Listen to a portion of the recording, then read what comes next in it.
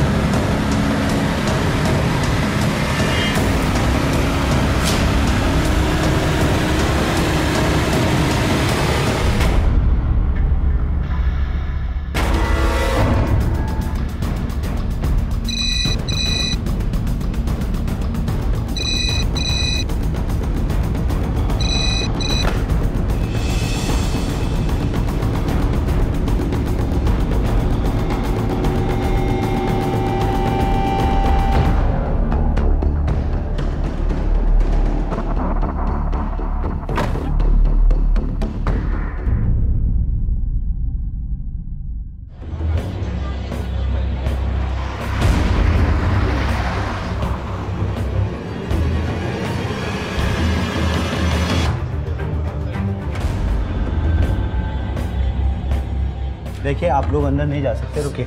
देखिए, मुझे मनीषा को देखना है। नहीं, आप अरे लेकिन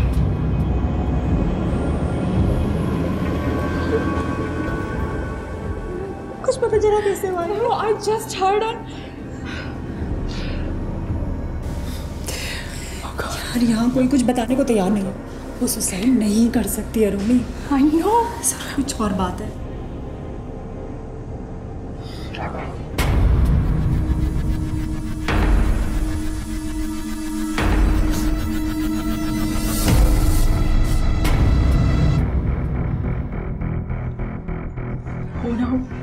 किसी ने कुछ किया होगा। मुझे भी इस पर शक है। इसे फांसी होनी चाहिए।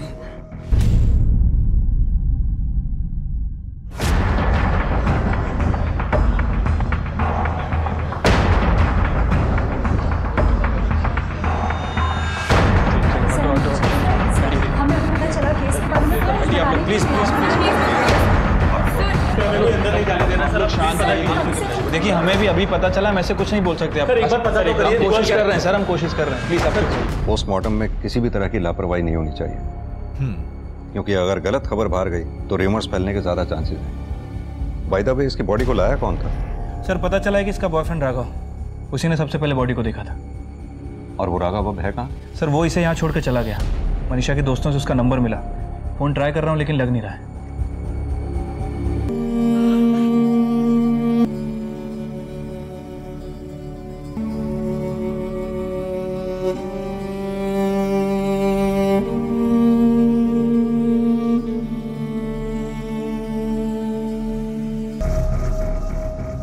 अरे, आप लोगों को अंदर किसने आने दिया?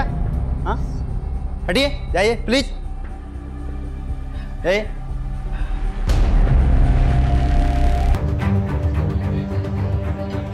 मैम, आप कुछ बोलेंगी? आपके फ्रेंड ने Excuse us for a while, please.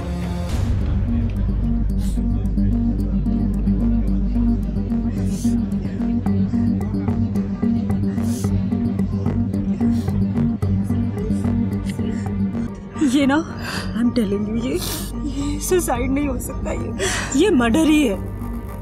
ये ना राघव ने किया, मैं कह रही हूँ, हमें कुछ करना चाहिए।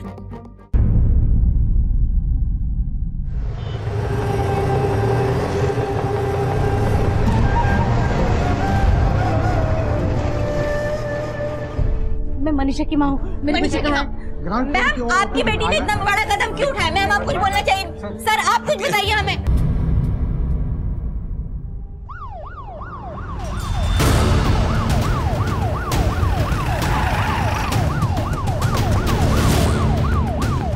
कौन सा फ्लैट नंबर है? 102 साहब। 102।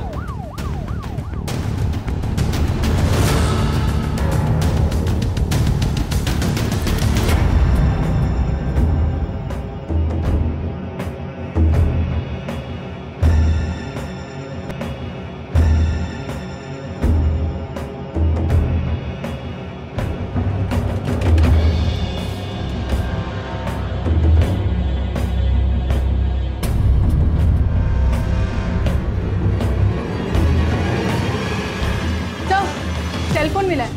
ऑन करो। सर लॉक है। टेक्निकल डिपार्टमेंट भेजो, ऑन करवाओ। Sure sir. और इसे रखो। राघव साहब अकेले आए थे, करीब शाम के 4-5 बज रहे होंगे साहब।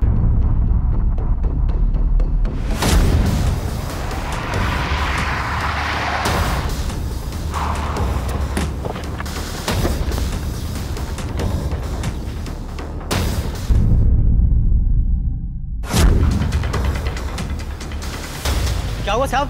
मनीषा, मनीषा, मनीषा दरवाजा खोलो। मनीषा भैया जरा, वहां से कोई रास्ता है हमारे गिल की तरफ जाने का? अरे कोई रास्ता है, जा सकते हो क्या? अरे साहब चारों तरफ से गिल लगा हो, कहीं जाएंगे अंदर। अरे यार मैं चाबी वाले को लेके आता हूँ।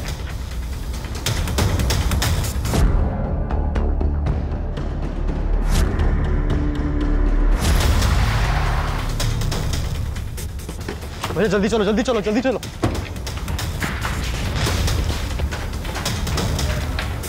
मनीषा एक बार निकालो। अरे यार आप कोशिश करो, जल्दी, इतना टाइम मत लगाओ, जल्दी करो। मनीषा दरवाजा खोलो यार, थोड़ा सा जल्दी, थोड़ा जल्दी कर दो यार। खोलो खोलो खोलो खोलो खोलो, जल्दी हटाओ, जल्दी हटाओ। भैया ये भी खोलो। खुल गया? मनीषा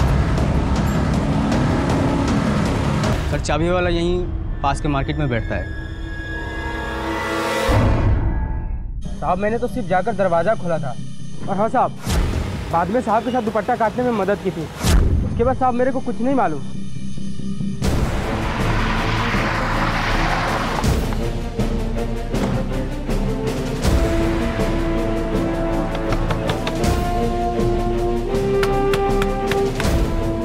एक्सक्यूज मी, घर में कोई भी नहीं है। आप कौन? मैं उनका पड़ोसी। कहाँ गए हैं ये लोग? सर मिस्टर द्विवेदी कल तो दिखे थे, पर शाम को कहीं चले गए वो। कुछ पता है कहाँ गए हैं ये लोग? नहीं सर, आइडिया तो नहीं है। राघव और उसके घर वाले दोनों ही गायब हैं। मोबाइल कंपनी से अपडेट मंगवाते रहो।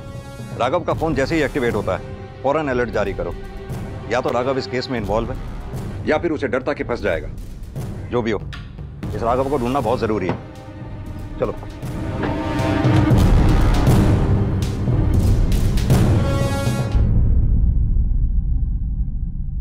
क्यों किया होगा ये सोच सोच कर ही हम पागल हो रहे हैं। ऐसा कुछ था ही नहीं, फिर अचानक ही। पहले से ही टैलेंटेड थी वो। बचपन में सीधा स्टेज पर जाकर बिना किसी झिझक, बिना किसी डर के एकदम नेचुरल। हमने भी उसे हमेशा बढ़ावा दिया, सपोर्ट किया उसका। 18 साल की उम्र में उसे पहला ब्रेक मिला। हमने सोचा अब काम के सिलसिले में मुंबई रहना होगा, इसलिए मैंने भी शिफ्ट कर लिया। अकेली बच्ची को कैसे छोड़ते। अच्छा लगता था हमें, हमारी बेटी सबकी फेवरेट हो गई।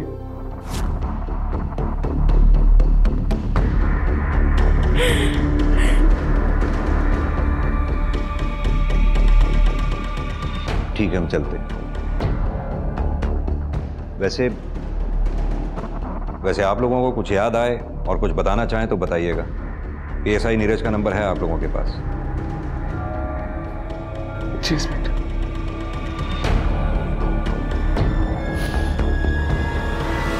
अच्छी लड़की थी। फिल्म लाइन वालों से सोसाइटी में प्रॉब्लम होती है, इसलिए मैंने ही फ्लैट दिलाया था उसे। पर डिप्रेशन में थी बेचारी, क्योंकि अक्सर उसके घर से झगड़े की आवाज़ सुनाई देती थी। ड्रग एडिक्ट थी, दिन रात नशे में रहती थी। ठीक है सर, एक्चुअल प्रॉब्लम उसके पैसों की थी। एक बात तो आप यकीन नहीं करेंगे, 3000 रुपए मांग रही थी मुझसे। 3000। मैंने तो सुना है पैसे के लिए धंधा भी करती थी। मनीषा वो सुसाइड कर ही नहीं सकती, फ्रेंड थी वो मेरी। ये सब उसके बॉयफ्रेंड राघव का किया हुआ है।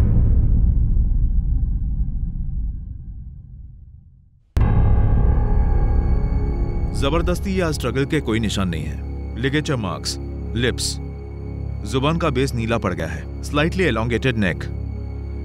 क्लियर है सुसाइड केस है। डॉक्टर, क्या ऐसी पॉसिबिलिटी है कि मनीषा को किसी और ने लटकाया हो? Not possible. और ये मार्क्स? ये सूजन के मार्क्स, ये स्वेलिंग मरने के बाद के हैं। बॉडी को नीचे उतारते वक्त या फिर हैंडल करते वक्त लगे होंगे।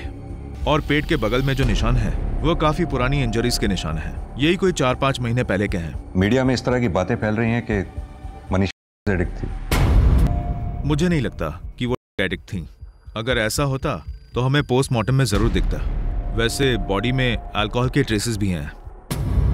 सर, इसके पड़ोसी और गार्ड ने बताया था कि पिछली रात किसके घर में पार्टी हुई थी। और वो दवाइयाँ जो मनीषा के घर से मिली थी, उसे हम चेक कर रहे हैं। शायद हो सकता है कि उसने डिप्रेशन के लिए लिया हो। एक बार डिटेल रिपोर्ट आ जाने दीजिए, हम आपको क्लियरली कह देंगे। ठीक है डॉक्टर। ओके।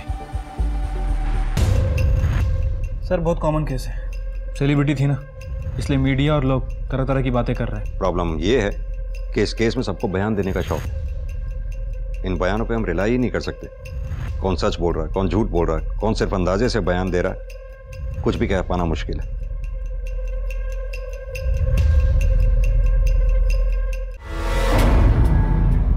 सबूत के हम कुछ नहीं कर सकते। तो सुनिए सर, हम सही कह रहे हैं। देखिए मैडम, हमारी इन्वेस्टिगेशन चल रही है। हमारी बात सुन क्यों नहीं रहे सर आप? कोई सबूत है आपके पास? क्या हो रहा है ये नीरज? सर, उस दिन भी हम हॉस्पिटल आए थे, तब भी किसी ने हमारा स्टेटमेंट नहीं लिया और आज भी कोई नहीं ले रहा है सर। बेसिकली हम मनु को बहुत अच्छे से जानते हैं, बहुत अच्छे से सर, मनीषा। और हम तब से ये कहने की कोशिश कर रहे हैं कि ये सब राघव ने किया है। राघव मनीषा का बॉयफ्रेंड है सर। हमें पता है राघव मनीषा का बॉयफ्रेंड है। सर, वो चाबी का चक्कर, वो सब नाटक है सर। वो बस विटनेस चाहता था ताकि लोगों को ये लगे कि उसको भी बाद में मनीषा के बारे में पता चला। सर, वो खुद मार के बाहर गया होगा और अब ये सब कुछ एक्टिंग कर रहा है। चाबी उसके पास ना हो ऐसा पॉसिबल ही नहीं है, उसी के पास ही हो। जी सर। वो उसे बहुत मारता था सर, उसे टॉर्चर करता था और वो राघव के साथ बिल्कुल भी खुश नहीं थी। जी, ये सब उसी का करा धरा है। आप फिर से पोस्टमार्टम करवाइए। या sir, please sir, do that. अरे पोस्टमार्टम ये देखिए सर, ये देखिए सर, ये मारने के घाव है ना। एक मिनट, मनीषा के शरीर पे ये घाव डेथ के बाद के हैं और आप लोगों को क्या लगता है हमने ये घाव चेक नहीं किए होंगे? देखिए, अगर आप लोगों के पास कोई इंफॉर्मेशन है तो वो दीजिए। क्या करना है, कैसे करना है, हमें हमारा काम मत सिखाइए। और एक बात, हमारी अब तक की इन्वेस्टिगेशन में मनीषा के शरीर पे ना तो किसी जबरदस्ती के निशान मिले और ना ही किसी मारपीट। सर, ऐसे कैसे हो सकता है? वो उसको बहुत टॉर्चर करता था। नीरज, इन लोगों के पास अगर कोई इंफॉर्मेशन हो तो लो, वरना आप लोग जा सकते हैं। सर, एक सेकंड सर। कवर, चलिए आप जाइए, आप लोग प्लीज।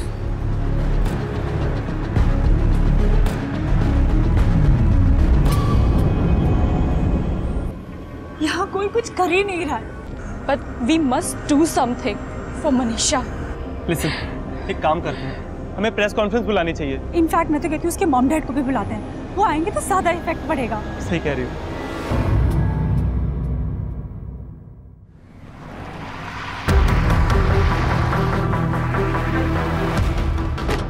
सर, मनीषा के फाइनेंशियल स्टेटमेंट को चेक किया।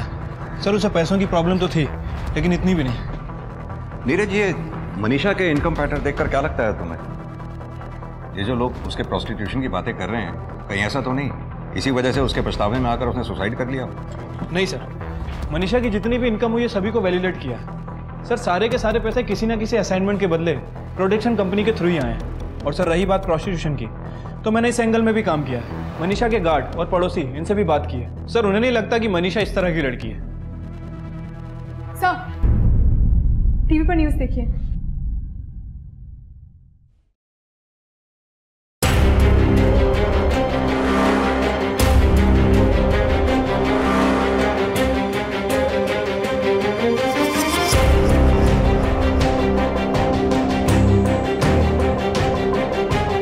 हमें लगता है कि मनीषा को फोर्स किया गया है सुसाइड करने के लिए। हाँ, मेरी बेटी ऐसी थी ही नहीं, उस राघव ने कुछ किया है, वरना वो ऐसा क्यों करती? क्या आपने पुलिस को कुछ बताया है इसके बारे में? पुलिस क्या कर लेगी?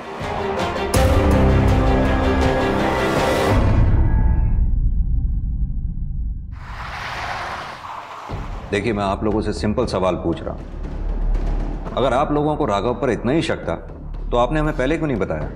आप डायरेक्टली हमारे पास आते, हम तो खुद आए थे आपसे मिलने। वो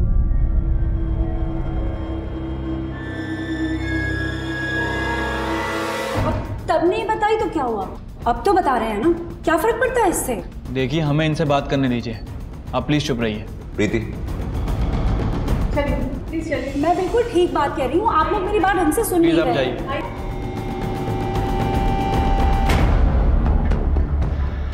देखिए मिस्टर हरीश, पहले ही अफवाह, आरोप, मनगढ़ंत कहानियां फैल चुकी हैं। आप लोग तो मनीषा के पेरेंट्स हैं, आप लोग तो कम से कम ऐसी बातों को बढ़ावा ना दें। जो फैक्ट्स है उसी पे बिलीव करिए, सच खुद ब खुद सामने आ जाएगा। सर, उस लड़के से मनु की मुलाकात 1 साल पहले हुई थी। उसके किसी कॉमन फ्रेंड ने उसे मिलवाया था। सच कहूँ तो लड़का मुझे पहले ही अच्छा नहीं लगा। मनु समझदार थी, इसलिए हमने उसे कभी रोका टोका नहीं, उसे पूरी छूट दे दी। मनु के साथ मैंने भी शिफ्ट कर लिया था। धीरे धीरे राघव भी यहाँ आके रहने लगा। हमने सोचा हमारी बेटी जानती है वो क्या कर रही है, और वैसे भी मुंबई में ये सब तो चलता है। पहले पहले तो सब ठीक था, उसके बाद राघव ने मन्नू को हमारे खिलाफ भड़काना शुरू किया। पार्टियाँ, शराब, ये सब हमारी मन्नू कभी नहीं करती थी सर। ये सब उसने सिखाया उसे। मुझे ज़्यादा गुस्सा तो तब आया जब वो मन्नू के पैसे में, उसके काम में घुसने लगा। सर, वो मन्नू को इस्तेमाल कर रहा था, पर मन्नू उसे शादी करना चाहती थी। वो बात बात पर बात को टाल जाता था। अब पूछिए ना उस लड़की से जो उसके घर पे काम करती थी, उसी के सामने सब कुछ होता था।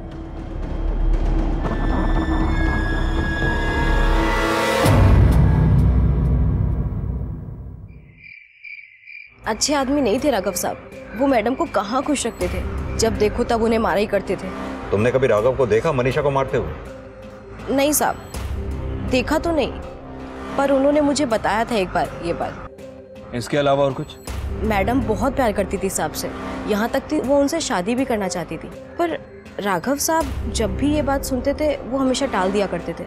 शायद से उनकी कोई गर्लफ्रेंड थी, मैंने ऐसा सुना था उनको झगड़ते टाइम। ठीक है, आप जा सकती हो।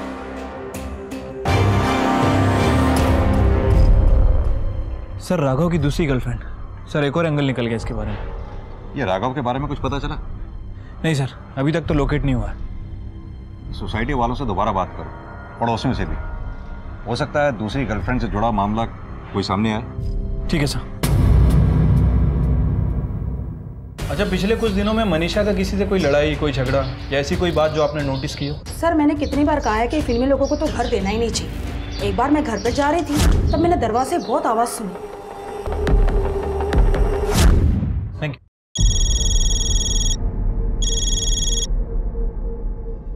हाँ नीरज, बोलो। सर, माला और पड़ोसियों ने राघव की जिस एक्स गर्लफ्रेंड के बारे में बताया था, सर उसका पता चल गया। सर, विद्या कपूर नाम है उसका। एड्रेस भी मिल गया और मैं वहीं जा रहा हूँ। उसे बात करो और मुझे इन्फॉर्म करो। Okay sir. राघव मेरा एक्स बॉयफ्रेंड था, और वो जो झगड़ा हुआ था वो ऑलमोस्ट 6-7 महीने पहले की बात है। उसके बाद तो सब कुछ ठीक भी हो गया था। इनफैक्ट हम अच्छे दोस्त भी बन गए थे। और जिस दिन मनीषा ने, उसके जस्ट एक रात पहले हम सब उसी के घर पर थे। एक्चुअली वहाँ पार्टी थी। अगर हमारे भी झगड़ा हुआ होता तो मुझे क्यों बुलाती? और रही बात मनीषा और राघव की, तो उन दोनों में भी सब कुछ ठीक था, तभी तो साथ रह रहे थे। जिस रात घर में पार्टी थी, उस रात कितने बजे निकली आप वहाँ से? कुछ सुबह के 7 बजे होंगे, और तभी भी मनीषा बहुत अच्छे मूड में थी। मुझे तो एक सेकंड के लिए भी नहीं लगा था कि कुछ ही घंटों में वो यूँ अपने आप को।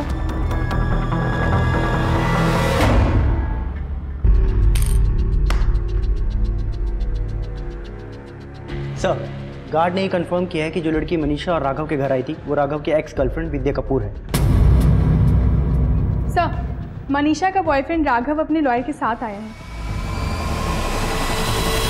सर, ये बहुत डिस्टर्ब था और काफी टूट चुका था। ऊपर से मीडिया का ये सर्कस, मुझे पता था ऐसा कुछ होगा, इसलिए से कुछ समय के लिए दूर लेकर चले गए थे। अपसेट था सिर्फ इसलिए दूर ले गए थे या फिर मीडिया में देखकर अपना बयान बदल सके इसलिए? सर मीडिया के बारे में तो आप जानते ही हैं, सब अटकलें लगा रहे हैं, किसी के पास कोई ठोस इन्फॉर्मेशन नहीं है। वैसे भी कुछ लोग स्पॉटलाइट में आना चाहते हैं, कुछ लोग तो इसे मर्डर भी बता रहे हैं, लेकिन किसी में कोई सच्चाई नहीं है। आप जानते हैं मेरे बेटे को बचाना भी था ना, इसलिए दूर लेकर चला गया था। और हम सच ढूंढ निकालना चाहते हैं। बाहर मीडिया में क्या हो रहा है इससे इन्वेस्टिगेशन का कोई लेना देना नहीं। राघव, हम तुमसे सीधा जानना चाहते हैं। सर झूठ बोल रहे हैं सर सबके सब। सर जिस तरह से उसके दोस्त हॉस्पिटल मुझे देख रहे थे ना, सर मैं तभी समझ गया था कि वो मुझे फंसाने वाले हैं। इसलिए जब न्यूज़ मिली कि मनीषा नहीं रही, मैं इमीडिएटली उसके पेरेंट्स को इन्फॉर्म करके वहाँ से चला गया। सर मेरी लाइफ तो पूरी 1 सेकंड में ख़राब हो गई। उस दिन एग्जैक्टली क्या हुआ था वो बताओ। सर 7 बजे तक हमारे घर में पार्टी चल रही थी, उसके बाद सब लोग चले गए, हम सो गए। फिर कुछ 3:30 बजे के आसपास मैं उठा। मैं जब बाहर गया मैंने देखा मनीषा फिर से दारू पी रही थी। सर उसे आदत लग गई थी दारू पीने की। अच्छा तुम क्या कर रहे हो? पी रही हो, दिखाई नहीं दे रहा? अरे यार 3:30 बज रहा, अभी 7 बजे पार्टी खत्म हुई, तूने फिर शुरू कर दिए। अब तुम मुझे सिखाओगे कि मुझे अपनी लाइफ कैसे जीनी चाहिए? अरे लाइफ नहीं सिखा रहा हूँ यार, तुझे बस बोल रहा अभी। मेरे पैसे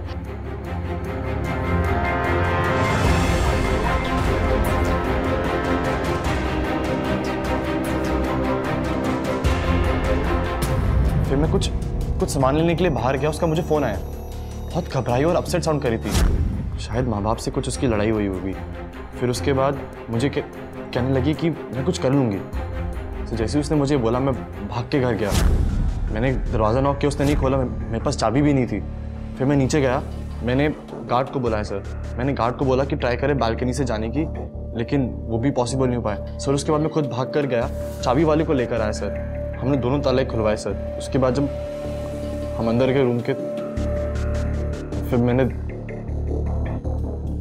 अजीब बात है ना, तुम कह रहे हो कि मनीषा अपने माँ बाप से अपसेट थी, वहीं मनीषा के माँ बाप कह रहे हैं कि मनीषा तुमसे अपसेट थी। मामला क्या? सर अगर वो मुझसे अपसेट होती तो मुझसे शादी करने की क्यों प्लान करती? सर सच बात तो ये है कि उसके माँ बाप बहुत बड़े लालची लोग हैं। सर उसे बहुत यूज़ करते आए, और जब मनीषा को इस बात का पता चला तो उसने खुद उनसे दूर जाने को सोचा। सर आप बिलीव नहीं करेंगे, उसके पेरेंट्स ने लोन के लिए उसका एक झूठा एज सर्टिफिकेट बनाया ताकि प्रूफ कर सकें कि वो एक अडल्ट है। हमने सुना है आपकी बेटी मनीषा आप लोगों का खर्चा उठाती थी। अगर बेटी माँ बाप का ख्याल रखती थी तो उसमें बुरा क्या इंस्पेक्टर साहब? वो जानती थी कि उसके लिए हम क्या क्या नहीं करते। उसको बढ़ावा देने के लिए सब कुछ छोड़कर हम यहाँ चले आए। सर बहुत छोटी सी फैमिली थी हमारी, हम लोग सब बहुत खुश थे, और उस राघव ने आकर सब सत्यानाश कर दिया। ऊपर से हमें ही वहां से लौटना पड़ा। और वो झूठे डॉक्यूमेंट्स, उनका क्या? कोई झूठे डॉक्यूमेंट्स नहीं है इंस्पेक्टर साहब, वो झूठ बोल रहा है। अरे मनीषा को शराब की लाश उसी ने लगवाई थी। मनीषा के फादर का कहना है कि मनीषा को शराब की लत तुमने ही लगवाई थी। मैंने? सर मुझसे मिलने से पहले वो शराब पीती थी, और उसे लत किसने लगाई? उसके बाप ने। सर वो खुद शराबी है। मैं ड्रिंक करता हूं लेकिन कभी कभी, इसका मतलब ये नहीं कि मैं शराबी हूं। इंस्पेक्टर साहब कौन सा बाप अपनी बेटी को शराब की लत लगवाएगा? राघव की नजर मेरी बेटी की दौलत पर थी और इसीलिए उसने हम दोनों को उससे अलग किया। सर पहली बात तो ये है कि हम लोग एक बिजनेस क्लास फैमिली को बिलोंग करते हैं। सर ना कोई मेरे पास पैसों की कमी है, ना ही कोई लालच। सर दूसरी बात, जब मैं मनीषा से मिला था उसके पास कोई काम भी नहीं था। सर एक और बात, सर मुझसे मिलने से पहले मनीषा के पास 3 साल तक बहुत काम था। इतना काम होने के बावजूद भी वो अपने माँ के साथ एक किराए वाले घर में रहती थी। सर आप खुद बताओ मुझे कि मैं उसके पैसों में बेचता था उसके माँ बाप। सर सच तो ये है कि उसके माँ बाप उसको बार बार बाहर जाके काम ढूंढने के लिए कहते थे ताकि वो कमा के लाए और अपनी ये जरूरतें पूरी कर सके। ये है सर। राघव का कहना है कि आप लोग अपनी जरूरतें पूरी करने के लिए मनीषा पर दबाव डाल रहे हैं। कैसी जरूरत है सर? वो तो वैसे ही परेशान थी काम ना मिलने की वजह से, घर पे बैठ बैठ कर मेंटली ड्रेन हो चुकी थी। हमने देखा है उसे उस कंडीशन में, हमसे देखा नहीं गया। हम उसे हमेशा इनकरेज करते थे, इसीलिए हमने उसे कहा बाहर जाओ, लोगों से मिलो, लोगों से मिलोगी कुछ काम मिलेगा तो सब ठीक हो जाएगा, वरना वो डिप्रेशन में चले जाती। ये सब हम उसके लिए कर रहे थे सर, अपने लिए नहीं। ये सब बोल रहे हैं राघव? आपको पता है मनीषा के सारे डेबिट व क्रेडिट कार्ड अपने पास रखता था, बल्कि उन्हें यूज भी करता था। मनीषा का बैंक अकाउंट वही हैंडल करता था। उसकी दोस्तों ने आंखों से देखा है, उन्होंने बताया हमें इंस्पेक्टर साहब। सर 24 साल की इंडिपेंडेंट लड़की थी वो। आप खुद मुझे बताओ सर, मैं फोर्सफुली कैसे उसके कार्ड्स अपने पास रख सकता हूँ? रखने देती वो मुझे? सर आप खुद सोचिए। सर एक बार मैंने उसका कार्ड अपने पास रखा था, वो भी इसलिए क्योंकि उसको सारे पैसे अपने जो थे सब अल्कोहल पर डालने थे। सर आप खुद बताओ, उसे एडिक्शन हो चुकी थी। सर ये सच जो है ना, उसके दोस्तों ने आपको नहीं बताया होगा।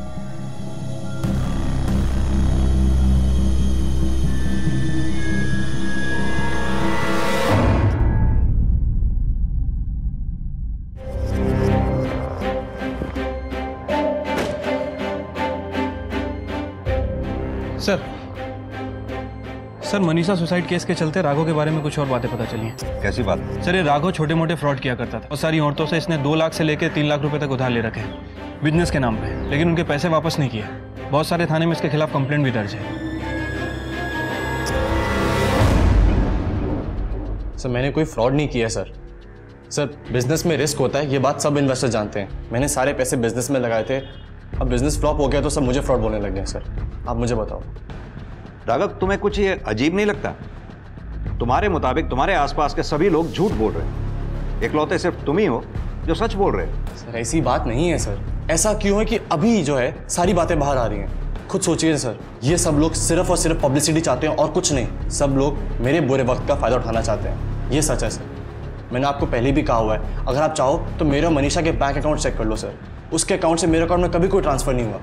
सब मेरे साथ हो रहा है सर, और आप मुझ पर शक कर रहे हैं। सर एक बात और मैं आपको बताऊं, हम लोगों ने तो इस साल के एंड में शादी करने का भी प्लान कर लिया था सर।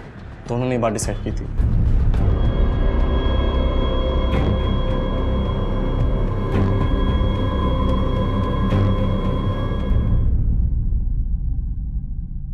सर मनीषा की फाइनल पोस्टमार्टम रिपोर्ट। सर इसके हिसाब से मनीषा ने 2 महीने पहले अबॉर्शन करवाया था।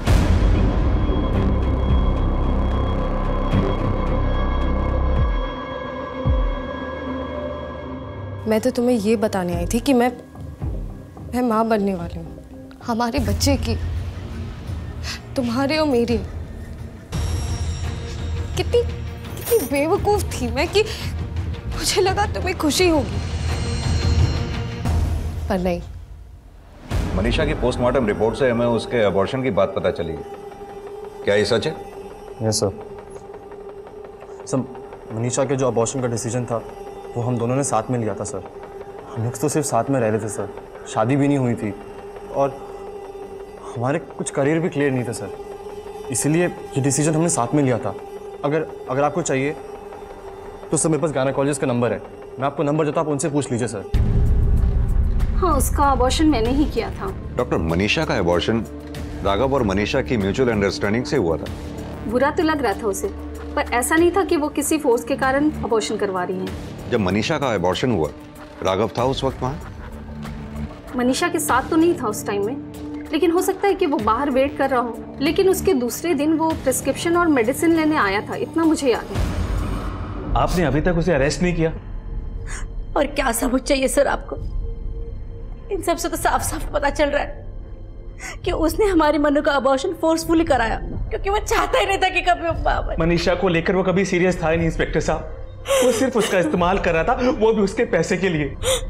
सर मेरी गलती हो गई कि मैं अपने बच्चे को छोड़कर चली गई। हमारे जाने के बाद मनु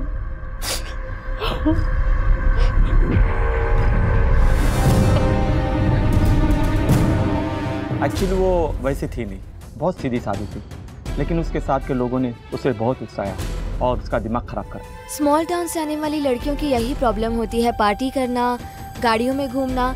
इस वजह से उन लोगों का काम पे से ध्यान हट जाता है। सर मनीषा राजपूत का फोन अनलॉक हो गया है, उसमें आखिरी कॉल की रिकॉर्डिंग भी है। किसके साथ हुई थी उसकी आखिरी बात? सर राघव द्विवेदी। हाँ मनीषा बोलो।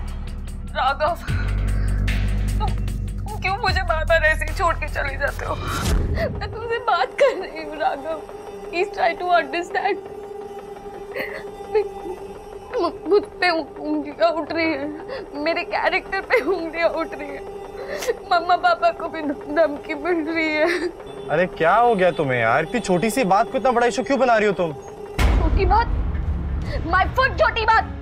तुम्हारे लिए होगी छोटी बात, समझ गए? मेरे लिए नहीं है छोटी बात। मैंने अपनी इज्जत कमाई है राघव, ये तुम्हारे लिए छोटी बात है क्योंकि तुम्हारा ईगो बड़ा है। Hello hello Raghav, hello.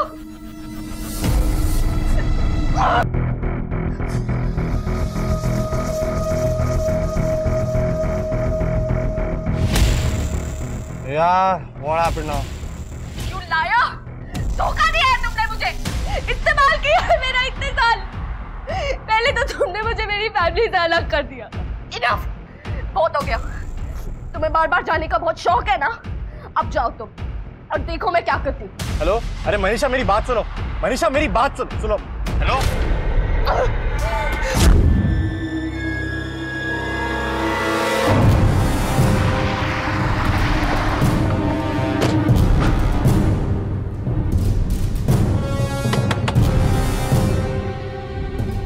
Raghav कहाँ है?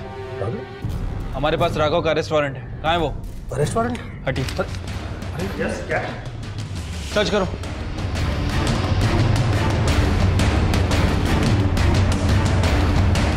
चलो।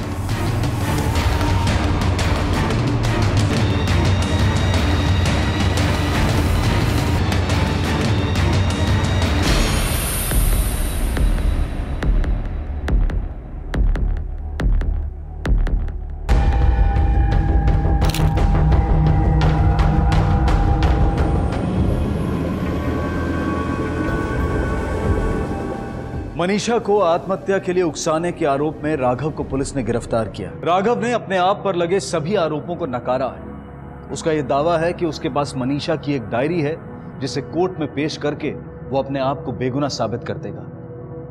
राघव के वकीलों के अनुसार राघव ने किसी भी प्रकार से मनीषा को आत्महत्या के लिए नहीं उकसाया है।